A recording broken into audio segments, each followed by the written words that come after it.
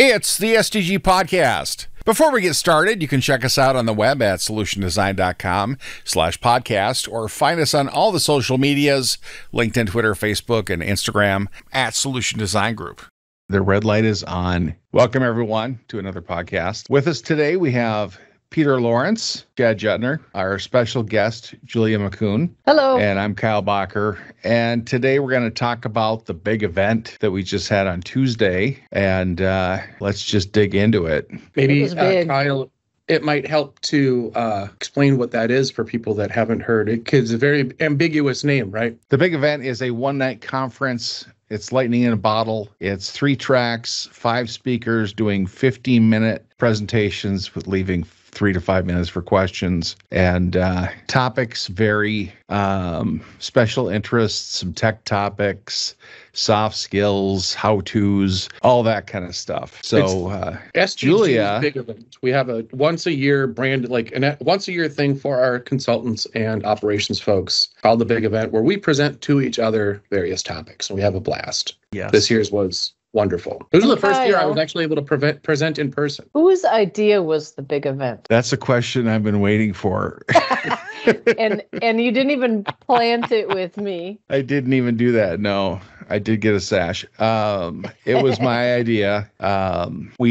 This committee the presents committee puts it on, and that committee is old. It's been around a long time.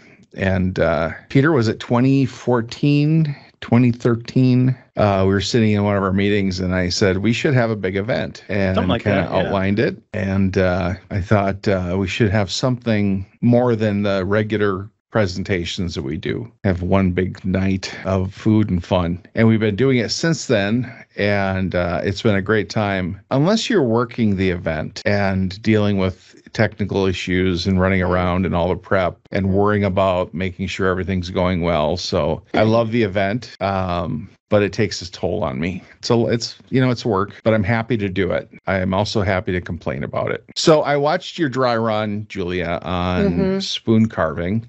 Yep. Which I loved. It was the most complete dry run I think that I had ever seen. How'd it go? It went well. It really did. I think the practice runs, both at home and at our organized dry run, were much harder than doing the actual thing, because it's so much easier with an audience that is there because they are interested and want to be there. So I found it to be actually even more relaxing than doing the walkthroughs. Yeah, I'm guessing that had something to do with the preparation, though. Also, that could be. I did enjoy watching it. I watched it on video. We captured the video of it, so I enjoyed it. It was a good talk. And my mother does a lot of carving, so I'll be sending it to her with your permission. Absolutely. And she can switch from loons to spoons. Well, maybe she and I can swap. There you go. I might like to try a loon. You guys should get together. She's got a big carving. Heated with a pellet stove. She's got a big carving room. Yeah, it's beautiful up there. First time speaking at the big event. What made you want to do a presentation? Well, I guess it was in early December. I had my 1-year anniversary at SDG. And I had, at the same time, it was coinciding with a handoff between my past consultant manager and my new consultant manager. So from Jasmine to Tara. And so the 3 of us were kind of trying to decide what should be goals for 2024, what do I want to accomplish? I've jumped onto a committee. I'm at a client now. I couldn't really think of very much, but they both kind of challenged me with this idea of presenting something. So I ran a few ideas by them, and I didn't actually think any of the ideas were very good, but they both said, "Oh, the spoon carving, that would be great." And so, I felt compelled to do it because the challenge was there, and I think it's good to push yourself out of your comfort zone a bit. Your comfort zone isn't public speaking? I'm not someone who gets completely or anything like that, but I think everybody that does public speaking has some degree of trepidation. don't you think? I mean, if you don't, I don't know how you do it. Must be medical. Yeah. It does get easier over time. You learn some tricks, kind of a mindset you go into where like you have to kind of trick yourself into not caring about what other people think. Right. Yeah. Because that's what really gets you. It's like that nervousness of how am I going to do? What will they think? Will they like it? And if you just go what you like and want to talk about, and just think about your topic, delivering the information. You do it for like you start talking and within 30 seconds to a minute, you're kind of over the jitters. Right. And then you're into it. So it's always pushing through that wall. And I think with experience, that wall gets thinner and thinner and easier to push through. I like it because it's a pretty safe space. Oh, yeah. We have a lot of good people, totally understanding people that are going to, be supportive. I like the topics that are kind of not out there. We used to focus on technical. Right. And that was always a priority. And then we realized that not everybody is technical. We had to take more of a cell phone coverage map approach where we wanted the topics to appeal across the entire organization. So it's a something for everyone event. So by opening that up, we've added a lot of fun. Yeah. And there's IT people in our field have a lot of hobbies and stuff we get into, and we tend to get way into stuff. Chad has a gigantic barbecue. He does. Did we mention the other two presenters that are on this podcast yet? Not yet. I've been avoiding it. Well, let's start with Chad then. We can let you avoid it for a little bit longer. Chad, how did your presentation go? What brought you to the floor? Tell us about your experience this year. You've done it every year since you've joined, or almost, not quite? So I missed last year only because my entire project team was out of town. I almost missed this year for the same reason. So yeah, I've done it. The first one I did, we were still all remote. Right. Like I actually presented mine from Wichita from a hotel. You were out of town then too. So I presented mine from a hotel lobby in Wichita. This one, so I don't know if you watch the video, it's going to look like I'm not prepared, but I actually put I worked on this one for a while, right? And it's kind of a hobby of mine anyway. I was playing with some AI concepts, and in the first bit, so that the whole presentation was around stupid AI tricks. Yep. And the first one was really just, the drink recipes using AI, right? And I mixed some drinks, and I think the point that I had one really good one and one really bad one. And the point is, AI has its uses. Wait. Which was which? Did you have a sample of each? I didn't try the lavender one, but I did drink that was the other bad one. The other one I got a 6 out of 10 on. But again, it wasn't me. I was just obeying. Like I didn't actually put my own opinion into the ingredients. Actually, for the lavender one, I did because I sampled it. It was way too sour, so I put a lot of sugar in there to kind of balance it out. The point of my presentation was, appropriate uses of AI. The cool part of the presentation, the cool part of the demo actually required me training an AI model overnight, and I had it all set up. I had it working. This is all true. And then I retrained it before the big event, and it crashed the night before. So I had to present what I had, which was incomplete. And then part of it was, there was a bit of a joke there too, right? Because what the model I was training did was it would take black and white photos and colorize them, which again is a stupid use. Well, maybe not stupid, but it's a problem we've already solved, right? Like you don't need AI for that. It was a fun use case though, because some of the things that you can do with a AI model and black and white photographs, like it becomes more of an Instagram thing where you can define different color schemes that you want to apply to these things and different values and weights to different choices that it can make throughout the process of this. And I was going to show that. I couldn't because my model crashed, but I put, goodness gracious, hours into developing what I was going to show. And it was,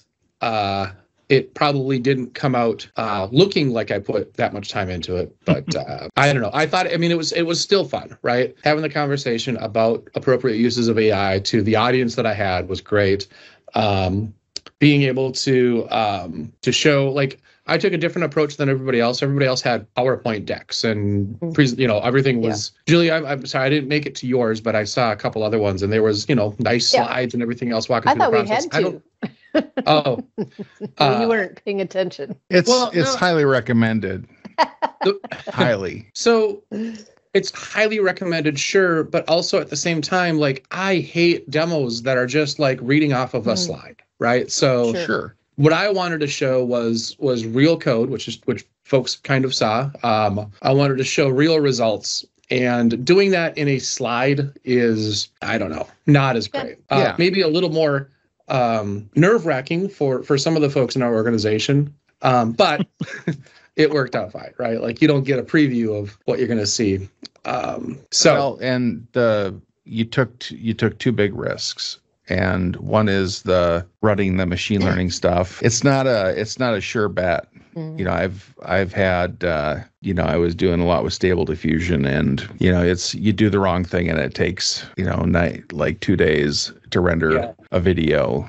And then actually doing a demo in front of people. That's why we push the PowerPoints, because after years of doing this, we've seen enough demos that don't work out. But that's if you're willing to take that risk and it pays off, it's awesome. I would encourage more people to take that risk, because watching. So I didn't get a chance to attend Weedell's, but Weedell did a nice presentation on Grafana and Prometheus, right? Which are two really cool things that I would have loved to see outside of a PowerPoint presentation. And it's not a hard thing to demo, right? So I would encourage, like, in the future, if you can, if you have a repeatable thing that you can demo, try to demo it live. I don't think Julia had enough Band-Aids to demo live. I didn't have enough time. Believe it or not, I travel with an extensive first aid kit. Your buddy falls down a lot. So next year, if you want to demo, like, Great Forks or something, a whole cutlery set, we could. But, I think the stupid AI tricks, I had like two more, but I think I got caught up in my story a little more than I thought I would. And that the other thing too is that 15, 20 minutes goes by so fast. It does. Like, I looked at my watch and I thought, like, all right, I'm going to need like 6 things, right? Because sometimes I talk fast. I did 2 and it was pretty much done. And time's up, yeah. So yeah, I mean, outside of just the demos and presentations, though, I mean, we had, what did we have? Close to 100, maybe 100, more than 100 people in that office. Yeah, I think so. Yeah, between the people in the office and the people online, we don't have a count, but this is the biggest one we've ever had. Yeah. I haven't seen this many people in the office for the event. And we've counted in the past and been in the 80s, low to high 80s, and this was well more than that. So I think, more than 100, which is great. It's the spoons. It has to be. I did get the word out about the spoons. Man, you were a huge draw. That was. But yeah, I mean, I think it is. The actual demos or whatever we're presenting is, I don't know. I don't want to shortchange anybody here, but it's probably only half the reason that it's such a big. I mean, it is a focal point it's an excuse to get everybody together. In the office. I mean, expense-wise for the company, relatively inexpensive, right? Like, we ordered some food and stuff, and I think somebody went out and bought some drinks before, but it was a relatively inexpensive but effective way to get everybody in one place at one time. And that is, I think, the point of this, right? Like, nobody. Oh, for sure. Yeah. I like the variety, variety of topics. I ended up just kind of staying in one place. Not because, there were other presentations I wanted to see, but it was required going all the way downstairs. I kept finding that the next one was interesting enough to, keep me there. Think we may have had the geekiest room. We had the ham radio and the Dungeons and Dragons Dungeon Master presentation. Oh, yeah. That is my only objection to the committee, is that I was up against the other 2 presentations while I was presenting. It was ham radio and bacon, right? So 2 pork products. Yeah. I was just surprised that so many people came for the prime rib. That was, I'm kidding. I'm kidding, Craig. I did watch part of Craig's presentation when he was doing it. I was up against Dungeons and Dragons and Bruno's presentation, and Bruno's always fun to watch. I wanted to go to his. I was going to attend Bruno's. I got called. Actual work called me. Wow. Kyle, how did yours go? I saw your dry run. I kind of made the same mistake that Chad made, I didn't where make a I mistake. kind of held on. I kind of held on too long at the beginning and shortchanged myself at the end. And I got real nostalgic because Brian Cofield was in the room, and he and Peter, and they were on, like the first podcast group, and so my model of starting the podcast kind of followed, our history.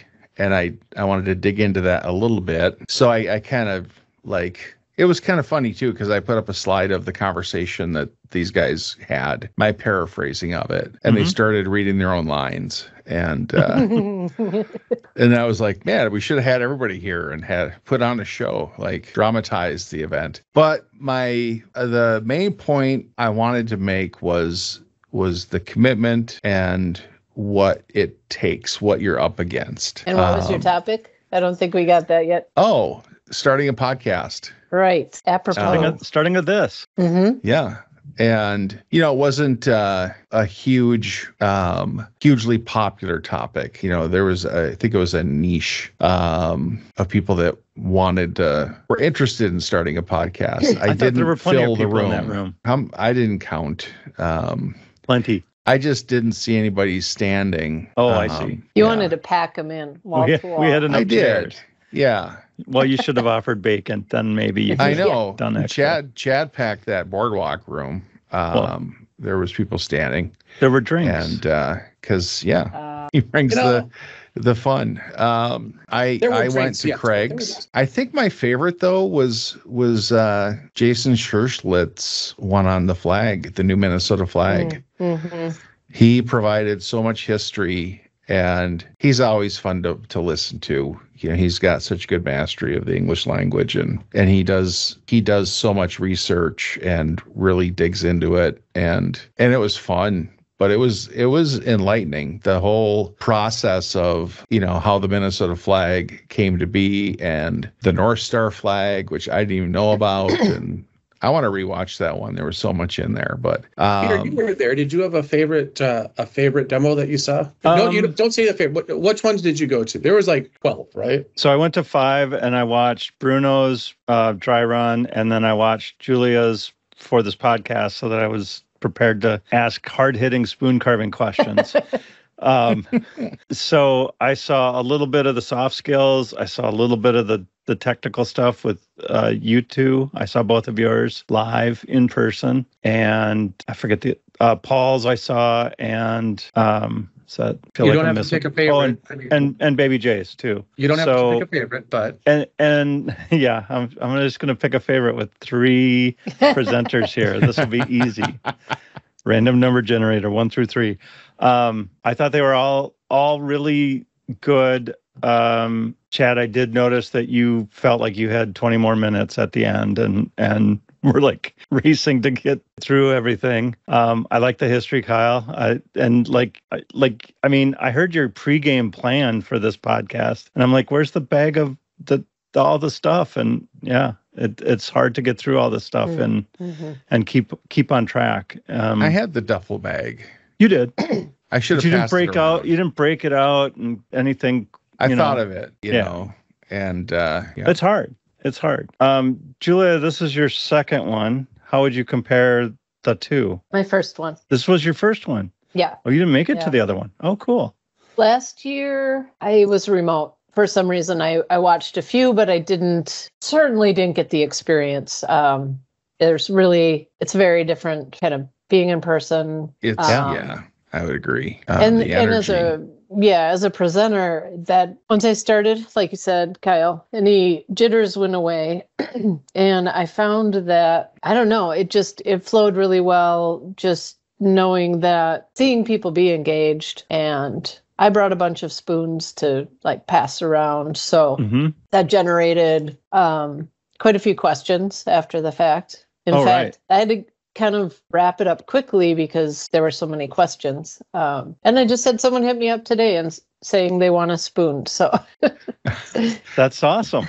Yeah. That's awesome. Are you taking orders? Are you going to start like a little side Etsy kind of gig? Yeah, I didn't realize that we could order the spoons too.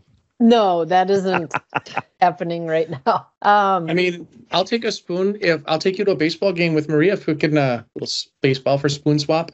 You know those Dairy Queen spoons? I'll bring you one of those. All right, I'll take it. I'll take it. The long handled. The long ones. Next year it's ladles. Yeah. So you basically you did stay in the same room for all five? Yes. Why don't we go to the lunchroom? That's where the food was. Yes. Totally fair.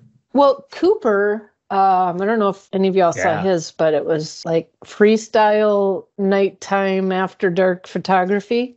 Mm-hmm. And that was way more interesting than I thought it was going to be. Yeah. I really enjoyed that one. And it was inspirational. Like, it made me want to go grab my camera and try some stuff out. And that's what it's all about, right? Exactly. Inspire someone to try something new. Talk to him a little bit afterwards, and I'm going to try it. It's basically you're not moving the light source. You're moving the camera. Right. Oh, really? So, when I saw the SDG that was made for it, those people had done S over and over and somehow drew G over and over, but no.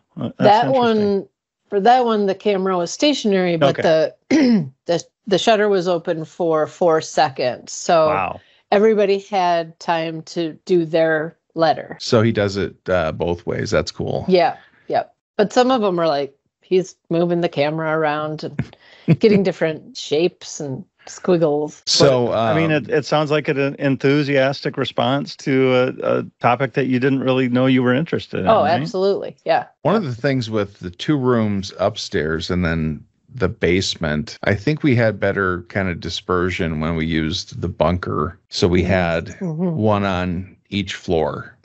And then beverages in those rooms. It's like encouraging people to move around, that kind of stuff. So a hidden drink cart next time. Yeah. Is the drink cart in room 1, 2, or 3? You have to find it. So leading up to that event, Please don't make this harder, Peter, than it needs to be. Sometimes we used to make it. Yeah, and I was going to talk about running this event. Yeah. The lead up is like, putting out the call for speakers and that whole side of things and speaker selection. Yep. And then there's the signage and the day up. We used to do like way more than we had to.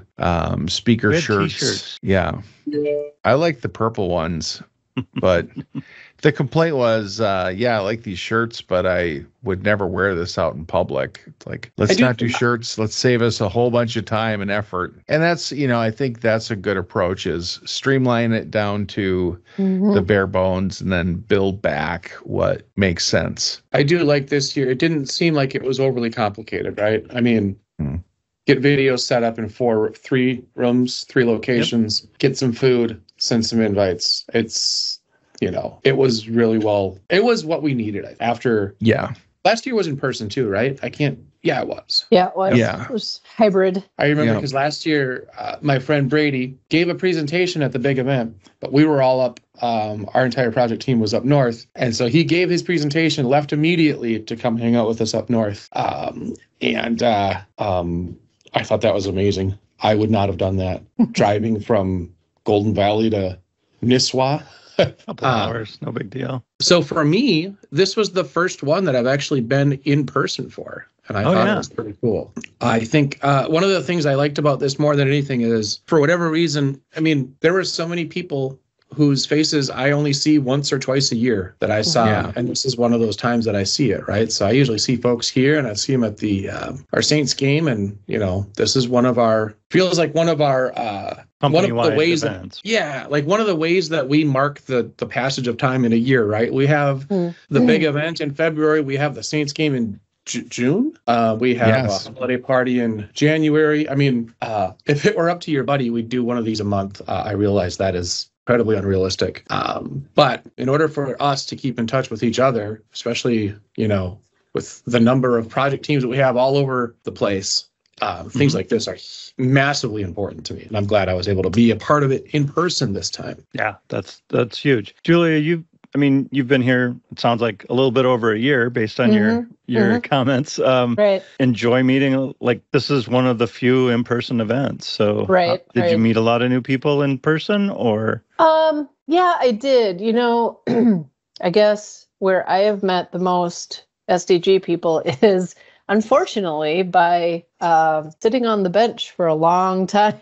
Bench is always a good place to meet people at certain times of the seasons this year. Right. So I've had three assignments and a little bit of prolonged bench sitting between them. So I have met a lot of folks by being on the bench that I probably wouldn't have if I was, at a client that whole time. Right. Yep. But I don't see those faces in person very frequently. And yeah, it's really nice to, it's just different, just feels different. Yeah. Like you get this tangible connection.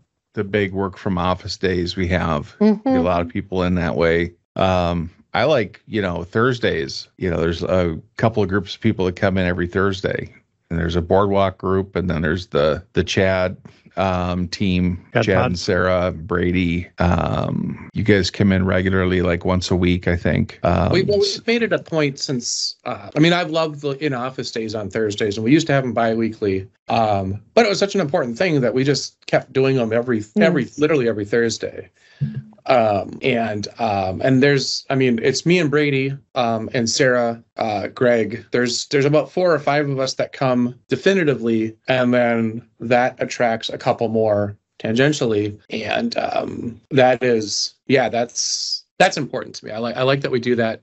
And I like seeing, we're in there. Operations has a couple of meetings on Thursdays, so we get to just naturally bump into, other folks. I wish I could see more people in on Thursdays. And if you're listening to this and you work for SDG, just know that damn near every Thursday. And Chad wants to see you. Come on. Usually Thursday, at the end of the day, we switch to a different conference room, for an hour or so. So nice. Yeah, darn near every Thursday. And I'm bummed I'm going to miss this Thursday's in-office day because I will be in Wichita. So Peter, did you see anybody that you hadn't seen in years in person? For sure. Yeah. Nathan Osley, for one. I haven't seen him for ages. Maybe I ran into him in the Saints game, but whoosh, right by, and had time to sit next to him and have a chat and catch up on how many kids he has and all of those fun things that change over time that you certainly don't necessarily expect. Now they're all in college. It's like, what? Yeah. Last time we checked, they were 5. Yet, but they're certainly a lot older than I remember them being when I worked with them at a client. So could we do 2 of these a year? I'll get back to the expense of this thing. It does not seem that it's a time investment for one guy in particular, but I'm okay volunteering him for that.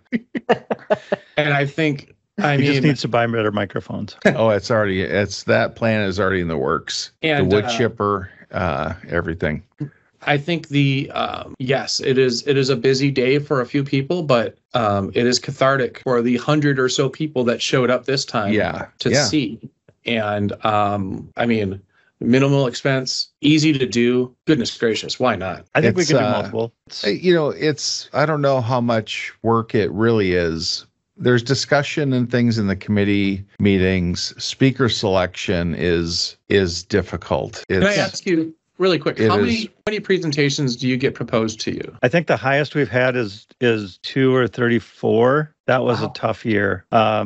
This year, I think we were down in the 20s, if I remember correctly. That doesn't seem too bad, right? You only have to turn away like 10 people. Yeah. And make them feel bad about. How many total presentations do we have this year? 15? We have 15. Plus we do COP throughout the year. You may not, be aware of that, and in person, which, I'll throw that out there for the SDG folks too, that, it's in the office and we're doing, they're really fun. And I think we lost a little bit of velocity with the pandemic, and are picking it back up. But so as a guy that had to reschedule, I was going to do another demo next week. One that is actually done, right? Like it's I wrote the code a month ago. I will double down on the fact that the velocity, it's not just picked up, it's full throttle. I had to reschedule each Thursday's thing, and trying to find a Thursday in March. There's one Thursday in March where there's nothing going on. So that's pretty cool. I love that. The idea of doing this twice a year, I love that. I mean, I know we talk about how people get busy in the summer. Okay, great. Who cares? Throw it anyway, and then we have 80 people show up in the office instead of 100. I am 100% on board with doing this way more often. All right, I think we have a volunteer for organizing the summer event. All right. So I don't need to be on another committee. 23 submissions. One person put 3 in, so we're going to call it about 20. So 20 people submitted. Yep. Yes. Who was the overachiever that, wait, was that me? No. I'm not going to name names. It wasn't you though, Chad. I will say my absolute favorite presentation, not to pick favorites, but I'm going to. My friend Allison Lorenzo gave a presentation on inspiration and creativity. Mm-hmm. It was amazing. That was annoyingly good, right? Like, when I look at what she did, what she presented, and the way she presented it compared to, well, I mean, I put a lot of effort into my code. I didn't put as much into the panache. Right. She did a spectacular job. She had handouts. I mean, she had freaking handouts. That's ridiculous. Handouts are crazy. Yeah. So that one I think was one of my favorites, and she presented the rubber duck as she gave the rubber duck its moment in the sun, which it has absolutely deserved for a long time. So that's one I'll be watching again. I haven't seen it. I just wrote it down. I'm gonna spend some time this afternoon on that one. And Mr. Herman, the bacon that he made. So after his thing, he came up with so good bacon, right? And it was, I will say, exquisite. I think that's an apt qualifier for that bacon. It was ridiculous. I was bummed when I was too far away to grab some. I got to see part of Mr. Cohen's D&D presentation. That was one that I got a call from my actual work to get out of, but he did a fantastic job. It's just the fact that everybody at SDG is as busy as they are, and they can still make time for this is pretty crazy, right? Like that speaks volumes for our culture and for, what we think of each other. That's a huge endorsement of our culture and our people. And so when you say we should do more of these, could we do a second one? My God, it's almost offensive that we're not. But that's a little bit. So going around the horn, how many hours did you all spend to get your presentations? Right up till the last minute, how many hours did you spend on it? Go ahead, Julia. We'll start with Julia, our guest. To say, because I wrote a outline quite a while ago. Sure. So I did the application, and I thought, well, I better at least write an outline so I know kind of what I would cover. And then even after finding out I was going to present, I didn't touch it until 2 weeks before. Okay. But I spent a bunch of time in my head, sure, when I'm walking the dogs or whatever, kind of running through what that outline would be, and how to pare it down, because I think in almost every presentation I saw, every single presenter said this slide could be a whole hour talk in and of itself. Same for mine. It's really hard to condense it down into something that can be intriguing, cover enough to make it interesting, but not go so deep into the weeds that you're 3 hours into it. Right. So I didn't really spend a lot of time sitting down dedicated, but I spent a lot of time thinking about it. Yeah, nice. And carving. There's the ability to do a follow-up, even like a part 2 as a full hour one, or even doing, we've had workshop type events where it's a couple hours. Everybody comes in and learns how to do something hands-on. So everybody would get a brand new set of professional wood carving tools, a big box of Band-Aids. Yeah.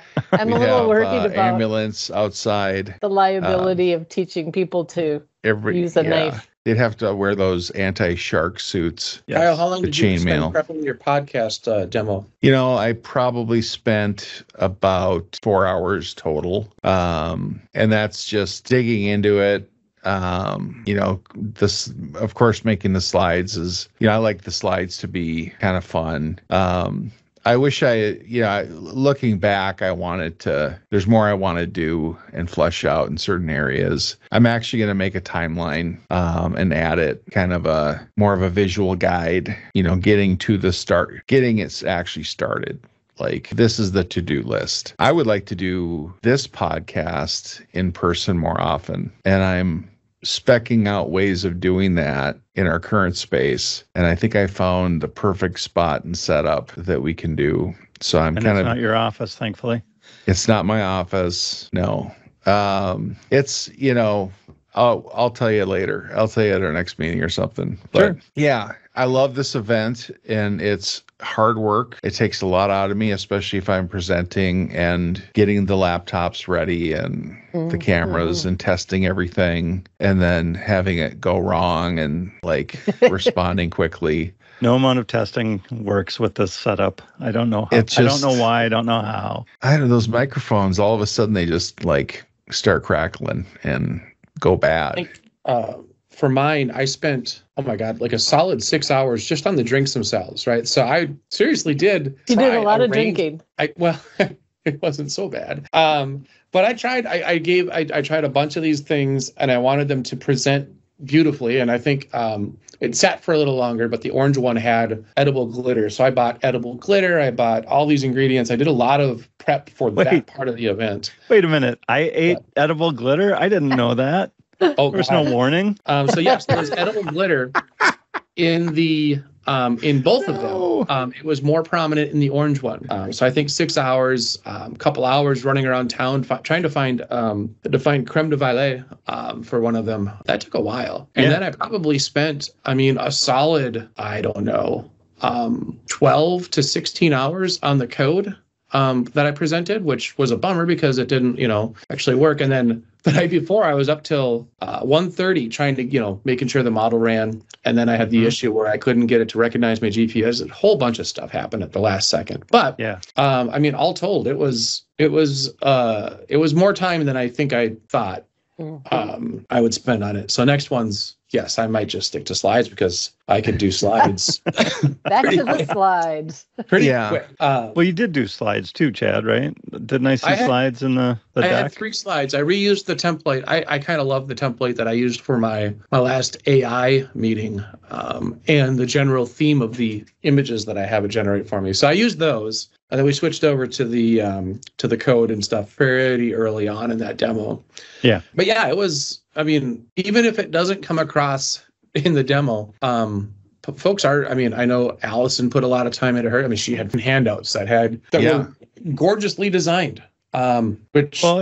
And there was a dry run, and Julia, you said you participated in the dry run. Kyle, you did also. I don't remember, Chad, if you did or not. I was in Nashville. I couldn't. Yeah, I wasn't could. That's a time commitment, right? You have to have your presentation ready, give your presentation, take notes, redo things, fix it, find out what you need to have ready because your presentation's only 8 minutes long or 27 minutes long. Both of those are problems for a 20-minute talk, right? Yeah.